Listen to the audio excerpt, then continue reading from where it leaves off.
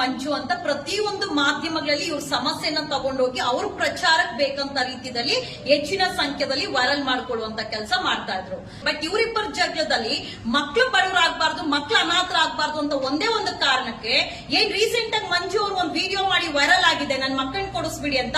ಎಷ್ಟೋ ಸಂಘಟನೆಗಳಿದ್ದಾರೆ, ಹೋರಾಟಗಾರಗಳಿದ್ದಾರೆ, ಪೊಲೀಸ್ ಅವರಿದ್ದಾರೆ.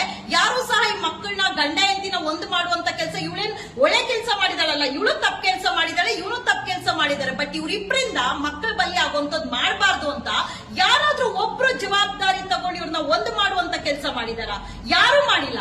ಸೊ ನಿನ್ನೆ ಯಾವಾಗ ಮಂಜು ವಿಡಿಯೋ ವೈರಲ್ ಆಗುತ್ತೆ, ನನ್ ಮಕ್ಕಳನ್ನ ಕೊಡಿಸ್ಬಿಡಿ ಅಂತ ಹೇಳಿ, ಮಕ್ಕಳು ಹುಟ್ಸೋಗ ಯೋಚನೆ ಮಾಡ್ಕೊಳ್ಬೇಕು ಪ್ರತಿಯೊಬ್ಬರು ಅಷ್ಟೇ. ಗಂಡ ಹೆಂಡತಿ ಯಾರೇ ಮದುವೆ ಆಗಿರ್ಲಿ, ಇತ್ತೀಚೆಗೆ ಅರೇಂಜ್ ಮ್ಯಾರೇಜ್ ಆಗ್ಲಿ, ಲವ್ ಮ್ಯಾರೇಜ್ ಆಗ್ಲಿ, ಯಾವುದೇ ಮ್ಯಾರೇಜ್ ಆಗ್ಲಿ 3 ತಿಂಗಳು 6 ತಿಂಗಳು ಪ್ರೆಗ್ನೆಂಟ್ ಎಲ್ಲ ಆಗ್ಬಿಡ್ತೀರಾ, ಆಮೇಲೆ ನಮ್ಗೆ ಅಂಡರ್ಸ್ಟ್ಯಾಂಡಿಂಗ್ ಇಲ್ಲ ಅಂತ ಬಿಟ್ಟು ಹೋಗ್ತೀರಾ, ಕೊನೆಗೆ ಮಕ್ಕಳು ಬೀದಿ ಪಾಲಾಗ್ಬೇಕಾ? ಎಲ್ಲಾರ್ಗು ಎಚ್ಚರಿಕೆಯಿಂದ ಹೇಳ್ತೀನಿ, ನಿಮಗೆ ಮಕ್ಕಳನ್ನ ಸಾಕಕ್ ಯೋಗ್ಯತೆ ಇತ್ತಂದ್ರೆ, ನಿಮ್ಗೆ ಗಂಡ ಹೆಂಡತಿ ಬದುಕಕ್ ಯೋಗ್ಯತೆ ಇತ್ತಂದ್ರೆ ಮಾತ್ರ ಮದ್ವೆ ಆಗ್ಲಿ. ಇವತ್ತೇನು ಮಂಜು ಪ್ರತಿನಿತ್ಯ ವಿಡಿಯೋ ಮಾಡ್ಕೊಂಡಿದ್ರು, ನನಗೆ ಮಕ್ಕಳು ಬೇಕಂತ ಎಷ್ಟ್ ಜನ ಬಂದು ಮಕ್ಕಳನ್ನ ಒಂದ್ ಮಾಡುವಂತ ಕೆಲಸ ಎಲ್ಲ ತಂದೆ ತಾಯಿ ಹತ್ರ ಸೇರಿಸುವಂತ ಕೆಲಸ ಮಾಡಿದೀರಾ? ಎಲ್ಲಾರು ಅವ್ರು ಬೇಕಾದಂತ ರೀತಿಯಲ್ಲಿ ಶೇರ್ ಮಾಡ್ಕೊಂಡಿದ್ದೀರಾ ಹೊರತು ಯಾರು ಜವಾಬ್ದಾರಿ ತಗೊಳ್ಳುವಂತ ಕೆಲಸ ಮಾಡಿಲ್ಲ. ಇವ್ರಿಬ್ಬರದ್ದು ಯಾವಾಗ ಸಮಸ್ಯೆ ಬಂತು, ಸಮಸ್ಯೆ ಬಂದಿದ್ದ ದಿವಸನೇ ಯಾರಾದ್ರೂ ಒಬ್ರು ದೊಡ್ಡವರ ಚಿಕ್ಕವರ ಕೂತ್ಕೊಂಡು ಬನ್ನಿ ಸರಿಪಡಿಸೋಣ, ಇಲ್ಲ ತಪ್ಪು ಮಾಡಿದಿರ, ಯಾಕ ತಪ್ಪಾಯ್ತು, ನಿಮ್ಮಿಂದ ಮಕ್ಕಳ ಜೀವನ ಹಾಳಾಗೋಗ್ಬಾರ್ದು ಅಂತ ಯಾರಾದ್ರೂ ಒಬ್ರು ಜವಾಬ್ದಾರಿ ತಗೊಳ್ಳುವಂತ ಕೆಲಸ ಮಾಡಿದ್ರೆ ಇವತ್ತು ಇಲ್ಲಿವರೆಗೂ ಬಂದ್ ನಿಲ್ಲುವಂತ ಪರಿಸ್ಥಿತಿ ಇರ್ತಾ ಇರ್ಲಿಲ್ಲ. ಲೀಲಾ ಮಾಡಿದಂತ ತಪ್ಪು, ಮಂಜು ಮಾಡಿದಂತ ಇಬ್ಬರು ತಪ್ಪು, ಆಮೇಲೆ ಅವ್ರು ಯಾರೋ ಸಂತು ಮಾಡಿದಂತ ತಪ್ಪು ರಾಜ್ಯಾದ್ಯಂತ ವೈರಲ್ ಆಯ್ತು ಹೊರತು ಬೀದಿ ಪಾಲಾಗಿದ್ದು ಮಕ್ಕಳ ಜೀವನ, ವಿದ್ಯಾಭ್ಯಾಸ ಹೋಯ್ತು, ತಂದೆ ತಾಯಿ ಪ್ರೀತಿ ಹೋಯ್ತು. ತಿಳಿಯ ಯಾರಿದ್ದಾರೆ, ಲೀಡರ್ಸ್ ಇದ್ದಾರೆ, ಅವರು ಸಹ ಕಾಲ್ ಮಾಡಿ ಹೇಳಿದ್ರು ಸಾಧ್ಯ ಆದ್ರೆ ಮಕ್ಕಳನ್ನ ಸೇರಿಸುವಂತ ಕೆಲಸ ಮಾಡಿ ಅಂತ ಹೇಳಿ.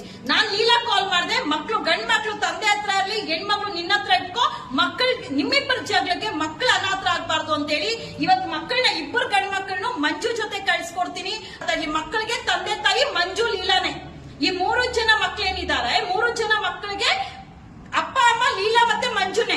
ಇವಳು ಮಾಡ್ಕೊಂಡಿರೋ ತಪ್ಪಿಗೆ, ಅವ್ರು ಮಾಡೋ ತಪ್ಪಿಗೆ ಮಕ್ಕಳು ಬಲಿ ಆಗ್ಬಾರ್ದು. ಪೊಲೀಸ್ ಸ್ಟೇಷನ್ ಯಾರಾದ್ರೂ ಗಂಡ ಹೆಂಡತಿ ಸಮಸ್ಯೆ ಅಂತ ಬಂತಂದ್ರೆ ಎಷ್ಟು ಕಾನೂನು ಇದೆ ಹೇಳಿ ನೋಡೋಣ.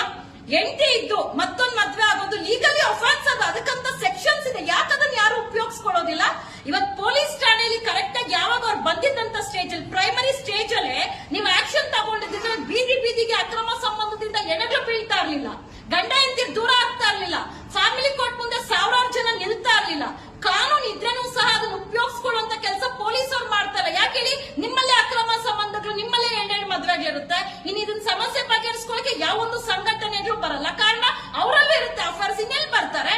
ಬೀದಿ ಪಾಲಾಗೋದ್ ಮಕ್ಕಳಲ್ಲ, ಸಮಾಜನ ಯಾವ ಕಡೆ ತಗೊಂಡು ಹೋಗ್ತಾ ಇದೀರಾ? ಸಾಮಾಜಿಕ ಜಾಲತಾಣದಲ್ಲಿ ಏನಾದ್ರೂ ನ್ಯಾಯದ ಪರ ಮಾತಾಡ್ಬಿಟ್ರೆ ನಮ್ಗೆ 101 ಪಟ್ಟ ಕಟ್ತೀರಾ. ಬಟ್ ನಮಗ್ ಮಕ್ಕಳು ಅಂತ ಬಂತಂದ್ರೆ, ಒಂದು ಹೆಣ್ಣಿನ ವಿಚಾರ, ಒಂದು ಕುಟುಂಬದ ವಿಚಾರ ಅಂತ ಬಂತಂದ್ರೆ ನಮ್ಗೆ ಯಾಕೆ ಇಷ್ಟು ನೋವಾಗುತ್ತೆ? 3 ಜನಕ್ಕೂ ಸ್ಕೂಲ್ ವಿದ್ಯಾಭ್ಯಾಸ ಬಿಡಿಸಿದ್ದಾರೆ ಅವರು. ಇವರಿಬ್ಬರ ಜಗಳಕ್ಕೆ ಇದ್ರ ಬಗ್ಗೆ ಯಾರಾದ್ರೂ ಚಿಂತೆ ಮಾಡಿದೀರಾ? ಸೊ ಮಕ್ಕಳ ವಿದ್ಯಾಭ್ಯಾಸ ಹಾಳಾಗೋಗ್ಬಾರ್ದು, ಮಕ್ಕಳ ಜೀವನ ಹಾಳಾಗೋಗ್ಬಾರ್ದು. ಇವರಿಬ್ರು ಮಾಡಿರುವಂತ ತಪ್ಪು ಕೆಲಸಕ್ಕೆ ಇವತ್ತು ಮಂಜು ಜೊತೆ ಇವರಿಬ್ಬರು ಮಕ್ಕಳನ್ನು ಕಳಿಸುವಂತ ಕೆಲಸ. ವೀಕೆಂಡ್ ಬಂದ್ರೆ ಬೇಕಂದ್ರೆ 3 ಜನ ಮಕ್ಕಳು ಆಟ ಆಡ್ಕೊಂಡಿರ್ಲಿ, ಎಲ್ಲೂ ಸಹ ಮಂಜು ಇನ್ನು ಮುಂದೆ ಲೈವ್ ಅಲ್ಲಿ ಬಂದು ನಾನು ಹೆಂಡತಿ ಲೀಲಾ ಬಂದ್ಬಿಡು ಲೀಲಾ ಅನ್ಕೊಂಡು, ಮಕ್ಕಳನ್ನ ಕೊಟ್ಬಿಡಿ ಲೀಲಾ ಅನ್ಕೊಂಡು ಏನಾದ್ರೂ ವಿಡಿಯೋಗಳು ಬಂತು ಅಂದ್ರೆ ಸರಿ ಇರೋದಿಲ್ಲ. ಇದು ಎಚ್ಚರಿಕೆ. ಇವರಿಬ್ಬರ ಜಗಳಕ್ಕೆ ಮಕ್ಕಳು ಬೀದಿ ಪಾಲ್ ಹಾಕ್ಬಾರ್ದು. ಇದೇ ಒಂದು ಉದ್ದೇಶಕ್ಕೆ ಇವತ್ತು ಅವ್ರ ಕುಟುಂಬ ಸಮೇತ ಬಂದಿರುವಂತವ್ರ ಜೊತೆ ಅವ್ರ ಸಮ್ಮುಖದಲ್ಲಿ ಇಬ್ಬರು ಗಂಡ್ ಮಕ್ಕಳನ್ನು ಮಂಜು ಜೊತೆ ಕಳಿಸ್ಕೊಡುವಂತ ಕೆಲಸ ಮಾಡ್ತಾ ಇದೀವಿ. ಮಂಜು ಇಂದ ಇನ್ನು ಒಂದು ವಿಡಿಯೋನು ಸಹ ಬರಬಾರ್ದು ಸಾಮಾಜಿಕ ಜಾಲತಾಣದಲ್ಲಿ. ಫೀಲಿಂಗ್ ಸ್ಟೇಟಸ್ ಅಂತೂ ಬರಲೇಬಾರ್ದು. ಏನ್ ಮಂಜು? Okay madam. ಪೊಲೀಸ್ ಠಾಣೆಗೆ ಏನಾದ್ರೂ ಗಂಡ ಹೆಂಡತಿ ಸಮಸ್ಯೆ ಅಂತ ಬಂತಂದ್ರೆ ಕಾನೂನಾತ್ಮಕವಾಗಿ ಏನ್ ಸೆಕ್ಷನ್ಸ್ ಇದೆ ಅದನ್ನ ಬಳಸುವಂತ ಪ್ರಯತ್ನ ಮಾಡಿ. ಆವಾಗ ನೀವೇನಾದ್ರೂ ಸೂಕ್ತವಾದಂತ ಕ್ರಮ ತಗೊಂಡ್ರೆ ಗಂಡ ಹೆಂಡತಿ ದೂರ ಆಗೋದು, ಮಕ್ಕಳು ಬೀದಿಗೆ ಬರೋದು, ಇಲ್ಲಿವರೆಗೂ ಸಮಸ್ಯೆ ಬರುವಂತ ಕೆಲಸ ಆಗ್ತಾ ಇರ್ಲಿಲ್ಲ. ಪೊಲೀಸ್ ಅವ್ರು ಏನ್ ಮಾಡ್ತಾರೆ? ಏನಾದ್ರೂ ವೈಯಕ್ತಿಕ ಸಮಸ್ಯೆ ಬಂದ್ರೆ ಫ್ಯಾಮಿಲಿ ಕೊಟ್ಟು ಹೋಗಪ್ಪ ಅವಳು ಇಷ್ಟ, ಅವಳು ಹೆಂಗಾದ್ರೂ ಬದುಕಿ. ಹಾಗಾದ್ರೆ ಪೊಲೀಸ್ ಸ್ಟೇಷನ್ ಏನಕ್ಕಿದೆ? ಕಾನೂನು ಕ್ರಮಗಳು ಏನಕ್ಕಿದೆ? ಸೆಕ್ಷನ್ಸ್ ಏನಕ್ಕಿದೆ? ಗಂಡ ಇದ್ದೂನು ಡಿವೋರ್ಸ್ ಆಗ್ದಿರಾ ಮತ್ತೊಬ್ಬನ ಮದ್ವೆ ಆಗೋದು, ಹೆಂಡತಿ ಇದ್ದೂನು ಸಹ ಡಿವೋರ್ಸ್ ಆಗ್ದಿರಾ ಮತ್ತೊಬ್ಬನ ಜೊತೆ ಹೋಗೋದು, ಇದೆಲ್ಲ ತಪ್ಪು ಅನ್ನೋದು ಗೊತ್ತಿದೆಯಲ್ಲ ಪೊಲೀಸ್ ಅವ್ರಿಗೆ. ಯಾಕೆ ಕ್ರಮನ ಜರುಗಿಸ್ತಾ ಇಲ್ಲ? ನಮ್ಮ ರಾಜ್ಯದಲ್ಲಿ ಅಕ್ರಮ ಸಂಬಂಧದಿಂದ ಬೀದಿಗೂ ಎಣೆಗಳು ಬೀಳ್ತಾ ಇದೆ. ಇದೆಲ್ಲ ನಿಲ್ಲಬೇಕು ಅಂತಂದ್ರೆ, ಇದು ಕಡಿವಾಣ ಹಾಕ್ಬೇಕು ಅಂದ್ರೆ ಪೊಲೀಸ್ ಅವರು ಎಚ್ಚರ ವಹಿಸಲೇಬೇಕು. ಕೊಡ್ದಲ್ಲ ಧ್ವನಿ ನಿರಂತರವಾಗಿದ್ದೇ ಇರುತ್ತೆ.